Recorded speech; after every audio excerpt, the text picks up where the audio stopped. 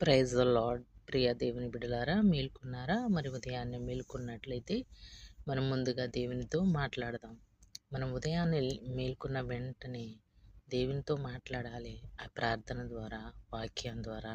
ముందుగా ఆయన నీతిని, రాజ్యాన్ని మనం వెదికినట్లయితే దేవుడు మనం అడిగిన సమస్తాన్ని మనకు కలుగజేస్తాడు. ముందుగా ఆయన త్రోవల యందు ఎలా నడవాలో మనం నేర్చుకోవాలి. ఉదయకాల సమయంలో మోషే గారు ఉదయకాల సమయంలో ఆయనని వెదకటానికి ఉదయాన్నే ఆయన ఈ కృపతో మమ్మలను తృప్తిపరచుము దేవా అని ఆయన ఎంతో దీనముగా దేవునిని అడిగాడు.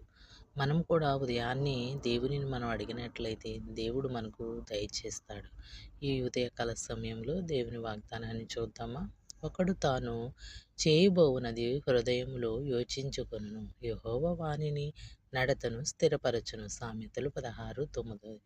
ఆమేన్.